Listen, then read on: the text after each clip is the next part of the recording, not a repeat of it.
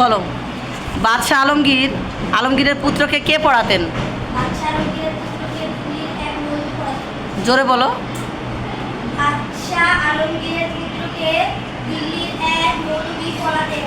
ঠিক আছে, সবাই একটা জোরে তালি দাও ওকে। এবার দাঁড়াও সাউদা, এই সাউদা, ছোট সাউদা, বলো। একদিন সকালে বাদশাহ কি দেখতে পেলেন?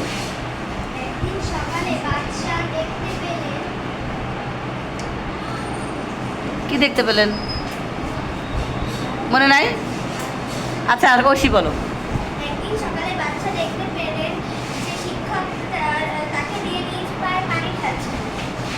আচ্ছা, এবার তুমি বসো। এবার সাউদা বলো তো কি দেখতে পেলেন? দাও সাউদা বলো। সাউদা, এই সাউদা বলো, বলো এবার বলো তুমি কি দেখতে পেলেন?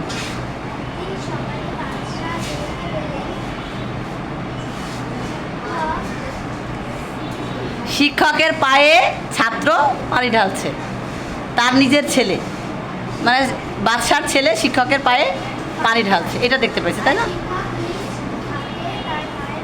হ্যাঁ, ধন্যবাদ। এবার দুইজনকে একটা তালি দাও। এবার ছেলেদের মধ্যে থেকে একজন বলো, যেই পারো বলবা। বাদশাকে দেখে শিক্ষক প্রথমে কি ভাবলেন? কেউ পারবে না? বলো।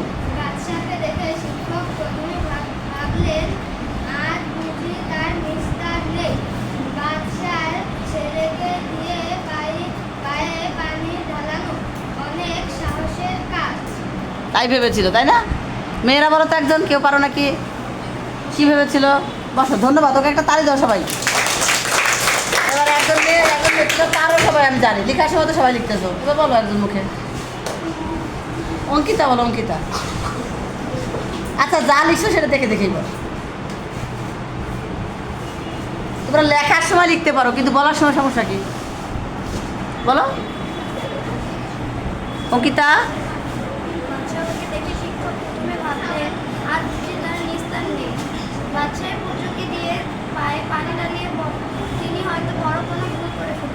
থ্যাংক ইউ, ওকে অনেক অনেক ধন্যবাদ। জোরে একটা তালি দাও। আচ্ছা, এবার প্রাণের চেয়েও মান বড়, শিক্ষক এ কথা বললেন কেন? কেউ বলতে পারবা? হাত তোলো তো। যে বলতে পারবা সে হাত তোলো, নাহলে কিন্তু আমি নাম বলবো। রাকিন বলো, রাকিন আরেকবার বলো, সবাই একটু শুনুক, জোরে বলবা। প্রাণের চেয়ে মান বড়, শিক্ষক এ কথা বলেছিলেন কারণ সে ভেবেছিলেন যে সে সত্য কথা বলবেন, বাচ্চাকে সে সত্য কথা বলবেন, মিথ্যা কথা বলবেন না। প্রাণের চেয়ে তার মর্যাদা বড়, তাই সে এই কথা বললেন। Thank you. মানে আসলে কি, বসো, ধন্যবাদ। শিক্ষক একটা কথা বলল, ঠিক আছে, এখন সে ভয় পেলে তো হবে না, সে তোর অন্যায় কিছু করায় নেই। আমি কি তোমাদের দিয়ে একটু পানি আনাইতে পারি না? তাইতে কি তোমরা, তোমার বাবা যদি এসে দেখে যে তোমার আমি এক বোতল পানি আনাচ্ছি, এটা কি খুব অন্যায় হবে? আমি তখন ভয় পাবো না। কেন আমি ভয় পাবো? আমি আমার ছাত্রকে দিয়ে একটু পানি আনাইতেই পারি। আমি আমার ছাত্রকে দিয়ে পানি আনাইতে পারি না?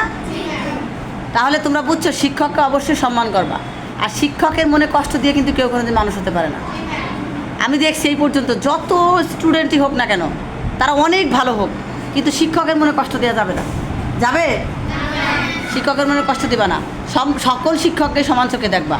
হয়তো তোমাদের কাছে কি কোনো কোনো শিক্ষক প্রিয় আছে, তাই বলে কিন্তু তুমি আরেক শিক্ষককে অসম্মান করবা, এটা তো ঠিক না। ঠিক? সবাইকে তোমাকে সম্মান করতে হবে। কেউ প্রিয় থাকবে, কেউ অপ্রিয় থাকবে। অপ্রিয় তো থাকবেই না, শিক্ষকরা কোনোদিন অপ্রিয় হয় না। হয়তো তোমাদেরকে অনেক শাসন করলে তোমরা ভাবো তোমরা আমাদেরকে ভালোবাসতেছে না, পছন্দ করতেছে না। আসলে তা না। সবাই চায়, আমরা সবাই চাই, সকল শিক্ষকই চায় তার ছাত্ররা ভালো হোক।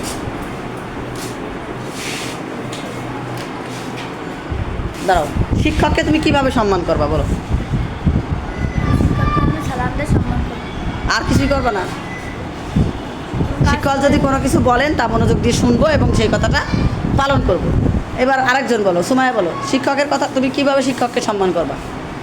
শিক্ষক যা বলবে সে অনুযায়ী চলবে, শিক্ষক যা করতে বলবে সেটা অনুযায়ী চলবে, শিক্ষককে মর্যাদা দিব। আচ্ছা, শিক্ষককে মর্যাদা দিবা। এবার ঋতিকা বলো, শিক্ষককে কিভাবে তুমি সম্মান করবা? শিক্ষককে প্রণাম জানিয়ে সম্মান করব, শিক্ষক কোনো কথা বললে তা মানার চেষ্টা করব, আর শিক্ষকের কথা থ্যাংক ইউ, সবাইকে একটা তালি দাও সবাই। তাহলে তোমরা আজকের থেকে তোমরা তো এই স্কুল থেকে চলে যাবা না? আর 2 মাস পরে তোমরা স্কুল থেকে চলে যাবা, না 3 মাস পরে? তোমাদের প্রতি একটা অভিযোগ আছে আমাদের। অভিযোগ কি জানো? তোমরা যখন এখান থেকে চলে যাও তখন তোমরা ভাবো কি আমরা যেন কী হয়ে গেছি, পাকনা হয়ে যায় তোমাদের, উড়ে বেড়াও তোমরা, হাই স্কুলে চলে যাও। কিন্তু তোমরা একটা জিনিস বোঝো না, সেই ছোট্ট পায়ে হাঁটি করে করতে কিন্তু এখানে আসছিলাম। 1-এ থাকতে বা কেউ 2-তে থাকতে, কেউ শিশুতে আসছো না? এখন তোমরা যখন এই স্কুলে আসো তখন তোমরা কত ছোট, কিছুই বোঝো না, বোঝো? সেই ছোট বাচ্চাগুলো এখন কত বড় হয়ে গেছে। এখন তোমরা অনেক বড় হয়ে গেছো, বড় ক্লাসে উঠতেছো, হাই স্কুলে চলে যাবা। শিক্ষককে দেখা হলে অবশ্যই শিক্ষককে সম্মান করবা এবং অন্ততপক্ষে একটা সালাম দিবা। কারণ তোমাদের কাছে তো শিক্ষকরা বলে না যে আমাকে টাকা পয়সা দিয়ে দাও, বলে যে আমার অন্ততপক্ষে একটা সালাম দিব এবং জিজ্ঞেস করবা স্যার কেমন আছেন। তবে ডেলি দেখা হলে ডেলি আর জিজ্ঞেস করা লাগবে না, শুধু একটা সালাম দিলেই হবে। মনে করো অনেক দিন পরে দেখা হয়েছে, তখন তুমি তো বলবা স্যার কেমন আছেন। তখন তোমার শিক্ষকের মন থেকে একটা দোয়া চলে আসবে তোমার জন্য। সেই দোয়াটা হয়তো আল্লাহর কাছে রহমত হিসেবে তোমার জন্য হতে পারে না? কিন্তু তুমি দেখলা তাড়াতাড়ি পলা চলে গেলা, সালাম দিয়ে লাগবে সেই ভয়ে। এটা কি করা যাবে? কারণ সালাম দিলে তো ক্ষতি হচ্ছে না। সালাম দিয়ে কী হয় জানো? কয় সওয়াব পাওয়া যায় সালাম দিলে? কয়টি নাকি? 90টি। আর যে উত্তর দেয় তাহলে আমরা মাত্র 10 পাবা। তুমি কত পাবা? মানুষ তো গুনার কাজ অনেক করে ফেলতেছে। ফেরেশতা বাম কাঁধের জন্য লিখতে ক্লান্ত হয়ে গেছে, আর ডান কাঁধের জন্য কয়টা লিখতে পারতেছে বলো? মানে মুসলমানদের কাঁধে ফেরেশতা থাকে, বাম পাশে হলো খারাপ কথাগুলো হিসাব করে, আর ডান পাশে হচ্ছে ভালো কাজ। এখন যে খারাপ কাজ সে তো হিসাব করতে তার খাতা লুজনিয়া লাগতেছে, যা করে বেড়াচ্ছি আমরা। আর যে ভালো কাজ করতেছে তার দেখা গেলো ভালো ফেরেশতা কিছু লিখতেই পারতেছে না। তা তোমরা একটা সালাম দেওয়ার পরে যদি একটা খাতা একটা সোয়াব লেখা হয়, খারাপ কি? তাই না? তাহলে এখন থেকে এই স্কুল থেকে তখন চলে যাবে হাই স্কুলে, তখন তোমরা কি শিক্ষককে সালাম দিবা না?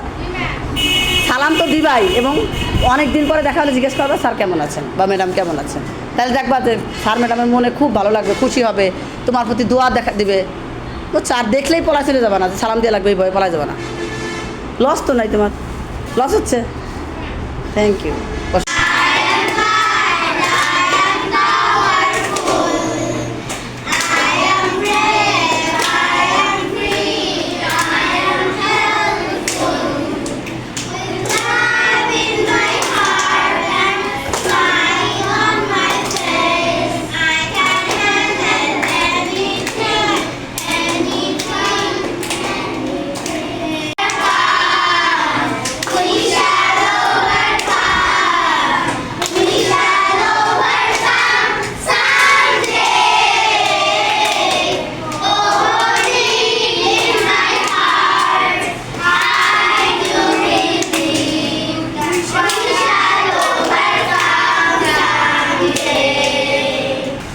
Show me your English book.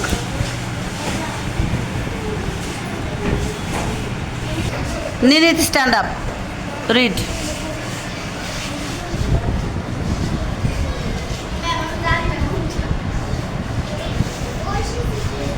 Oasis City Life.